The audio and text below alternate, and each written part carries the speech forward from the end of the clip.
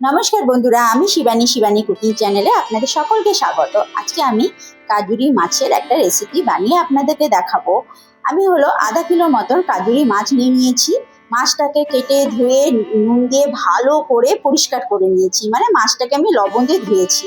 তারপরে আমি নুন হলুদ লাগিয়ে নিয়েছি মাছটার গায়ে। দেখুন, এই কাজুরি মাছটা আজকে আমি কাঁচা আম দিয়ে বানিয়ে আপনাদেরকে দেখাবো।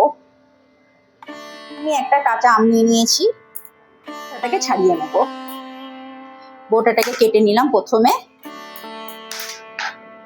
তারপরে একটা ছিলনির সাহায্যে আমটার খোসা ছাড়িয়ে নেব।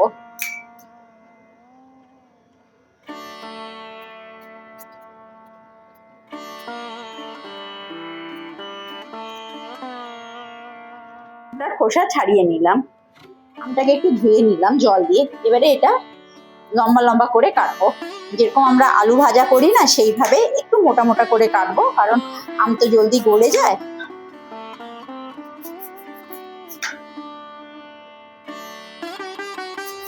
গরমে এই কাজুরি মাছ এই কাঁচা আম দিয়ে একবার বানিয়ে দেখবেন, খেতে খুব ভালো লাগে। বন্ধুরা, আপনারা কে কে কাঁচা আম দিয়ে কাজুরি মাছ বানিয়ে খেয়েছেন আমাকে একটু জানাবেন কমেন্টে।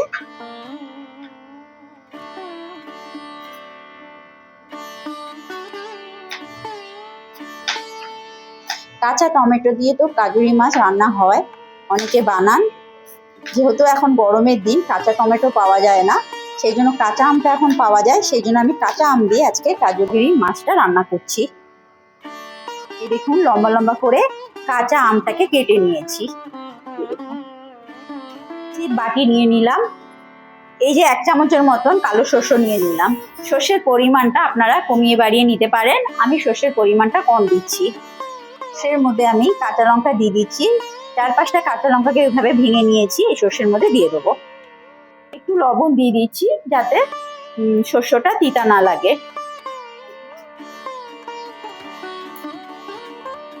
কাঁচা লঙ্কা শস্যটা পেস্ট করে নিলাম। এই যে একটু জল বেশি দিয়ে পেস্ট করেছি। বসিয়ে দিলাম, গ্যাসটা বাড়িয়ে দিলাম। গ্যাসের আঁচটাকে আমি একটু বাড়িয়ে রেখেছি। কড়াইটা গরম হলে তেল দেবো। কড়াই গরম হয়ে গেছে, এবারে আমি তেল দিয়ে দিচ্ছি। এই যে তেল দিয়ে দিলাম। মাছটা যাতে কড়াইতে না লাগে সেই জন্য আমি একটুখানি লবণ ছড়িয়ে দিচ্ছি এই সর্ষের তেলটার মধ্যে। তেলটা আমার গরম হয়ে গেছে, এবারে আমি মাছটাকে ভেজে নেব।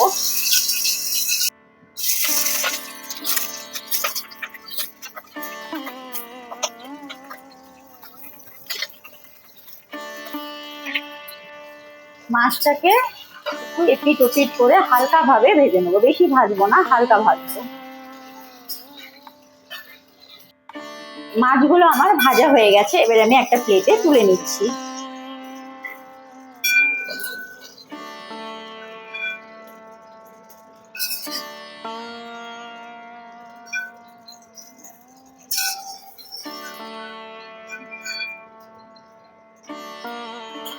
বাকি মাছগুলো আমি ভেজে নিচ্ছি। বন্ধুরা, আমি ছত্তিশগড় বিলাসপুরে থাকি, কিন্তু এটা ছত্তিশগড় হলো, এখানে কিন্তু বাংলার সমস্ত রকম মাছ পাওয়া যায়।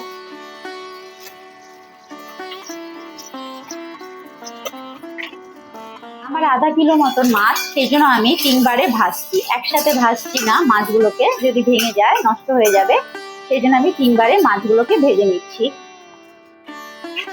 হয়ে গেছে মাছগুলো ভাজা, এবার আমি তুলে নিচ্ছি। আমি খুব বেশি কড়া করে ভাজছি না মাছগুলোকে।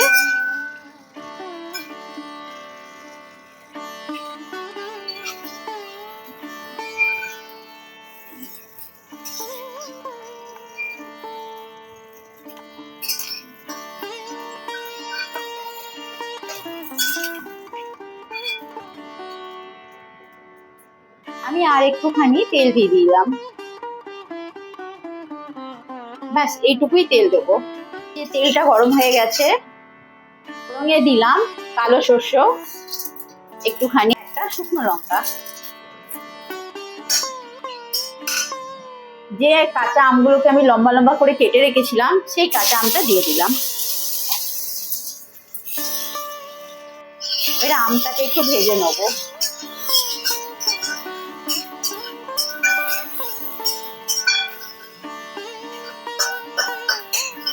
একটু হলুদ দিয়ে দিলাম, আমের মধ্যে একটু লবণ দিয়ে দিলাম, এটাকে একটু ভাজা করে নিচ্ছি।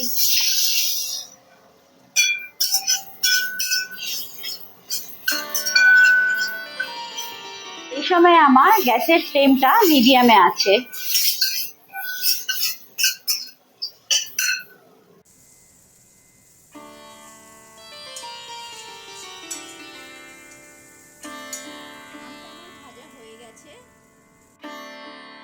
একটুখানি জল দিয়ে দিচ্ছি, ব্যাস এতটাই জল লাগবে। ঝোলের জন্য জল দিলাম।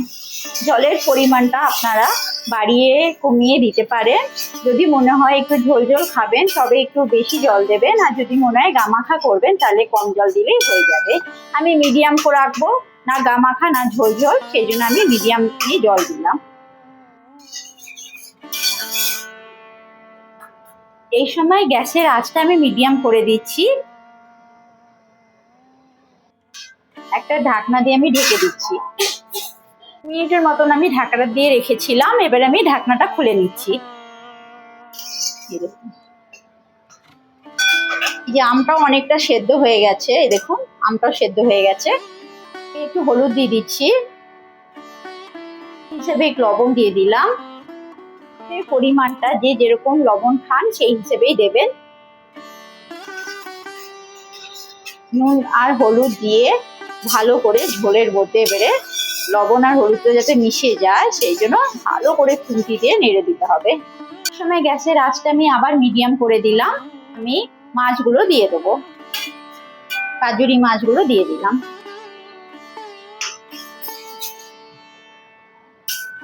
সর্ষের পেস্টের মধ্যে আমি একটু জল দিয়ে দিয়েছি, এবার এই সর্ষের পেস্টটাকে আমি ছেঁকে নেবো।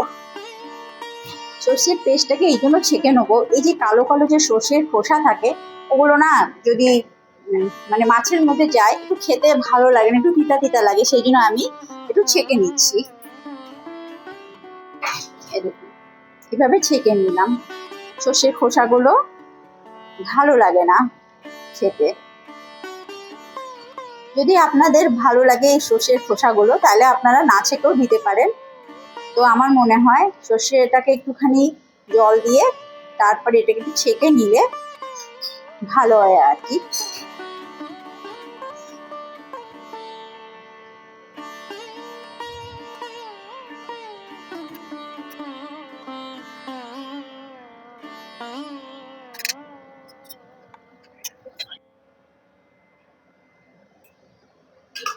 এই দেখুন খোসাগুলো একদম বেরিয়ে গেছে ছেঁকে নেওয়াতে।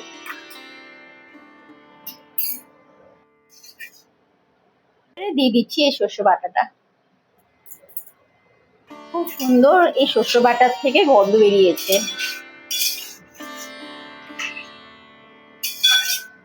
একটু মিডিয়াম আঁচে রেখে একটুখানি এটা ফুটতে দেবো যাতে হলো মাছটা সেদ্ধ হয়ে যায়।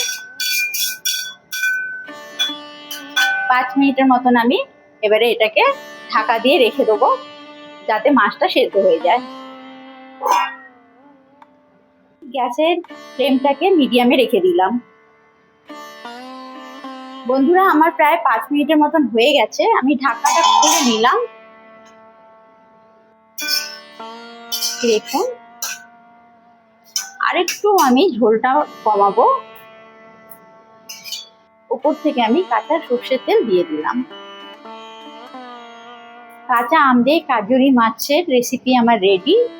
বন্ধুরা গরম ভাতের সাথে এই কাঁচা আম দিয়ে কাজুরি মাছের এই ঝালটা দারুণ লাগে খেতে। আপনারা একবার নিশ্চয়ই বাড়িতে বানাবেন। এই গরমে এরকম একটা যদি কাজুরি মাছের ঝাল হয় তাহলে আর কিছুই লাগে না। আমি সর্ষের পরিমাণটা অল্পই দিয়েছি যাতে গরমের কথা ভেবে। তো আপনারা ঠিক এইভাবে একবার বাড়িতে বানাবেন আর কমেন্টে জানাবেন কিরকম হলো আজকের আমার এই কাজুরি মাছের রেসিপিটা কাঁচা আম দিয়ে।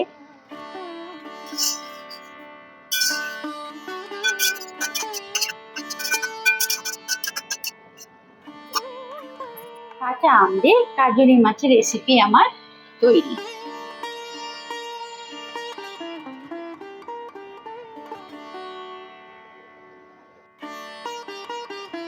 এবারে আমি গ্যাসটা বন্ধ করে দিচ্ছি। আমার কাজুরি মাছের কাঁচা আম দিয়ে ঝাল রেডি। এই কাজুরি মাছের কাঁচা আম দিয়ে ঝালটা আমি এবারে একটা প্লেটে সার্ভ করে আপনাদের দেখাচ্ছি। এই প্লেটটার মধ্যে আমি কাজুরি মাছটা সার্ভ করে দিচ্ছি। এরকম গরম গরম কাঁচা আম দিয়ে কাজুরি মাছের ঝাল থাকলে গরম ভাতের সাথে আর কিছুই লাগবে না। এই কাজুরি মাছের ঝাল দিয়েই পুরো এক থালা ভাত খেয়ে নেবে সবাই। এত তৃপ্তি ভরা একটা রেসিপি এটা। খুব বেশি হলে একটু ডাল দিতে পারেন।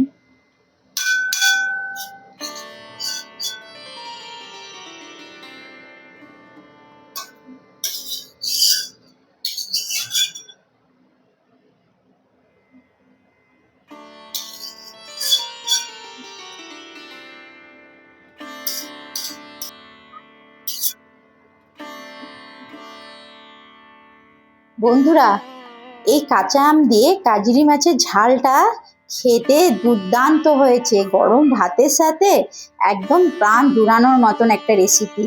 নিশ্চয়ই কিন্তু বানাবেন বাড়িতে। একবার বানিয়ে খেয়ে দেখবেন কাঁচা আম দিয়ে কাজুরি মাছের এই ঝাল রেসিপিটা কিরকম হয়েছে, আপনাদের ভালো লাগবে। কাঁচা আম দিয়ে কাজুরি মাছের এই ঝাল রেসিপিটা যদি আপনাদের ভালো লেগে থাকে, একটা লাইক করবেন, কমেন্টে লিখে জানাবেন কিরকম লাগলো। আর নতুন বন্ধু হলে সাবস্ক্রাইব করতে ভুলবেন না। আর যদি আপনারা ফেসবুক পেজ থেকে দেখে থাকেন তাহলে একটু ফলো করে দেবেন। তো বন্ধুরা, আজকের মতন টাটা। আগামীকাল আবার একটা রেসিপির সাথে চলে আসবো। ততক্ষণ আপনারা সবাই ভালো থাকবেন, সুস্থ থাকবেন।